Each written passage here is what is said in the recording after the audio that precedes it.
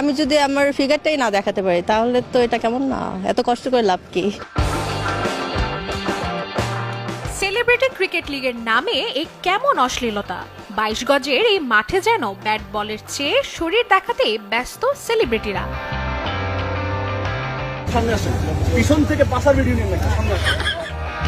অনুশীলন কিংবা খেলার মূল পর্ব, সেলিব্রিটিরা ফ্রেমবন্দি হয়েছে নানা অশ্লীল রূপে, আর সেই ছবি মুহূর্তে হচ্ছে সোশ্যাল মিডিয়ায় ভাইরাল।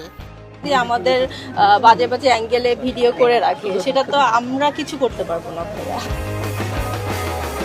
এর মধ্যে হলো এক দুঃসংবাদ, সেলিব্রিটি ক্রিকেট লিগে অশ্লীলতা ছড়ানোর অভিযোগে সেলিব্রিটি ক্রিকেট লিগ 2025 নামে যে অশ্লীলতা ছড়িয়ে পড়ছে, সেই ক্ষেত্রে কিন্তু আমরা পারিবারিকভাবে ক্রিকেটটা দেখতে পাচ্ছি না, এবং কি ক্রিকেটের কিন্তু মান ইজ্জত নষ্ট হচ্ছে। কারণ এই ক্রিকেটের নামে একটা মেয়ে আছে এখানে, আপনারা সবাই জানেন, মারিয়া মিম।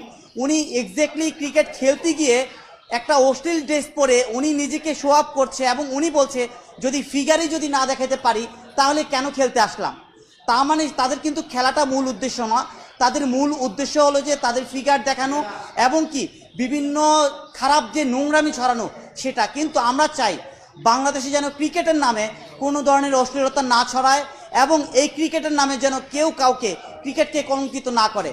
সবাইকে লিগ্যাল নোটিশ পাঠিয়েছি, আগামী 15 দিনের ভিতরে কেন ক্রিকেটের নামে অশ্লীলতা ছড়িয়ে দিয়েছে সেই জন্য 15 দিনের ভিতরে যেন আমাদেরকে এই জবাব প্রদান করে। আনলেস আমরা 15 দিনের পরেই কিন্তু তাদের বিরুদ্ধে আইনগত ব্যবস্থা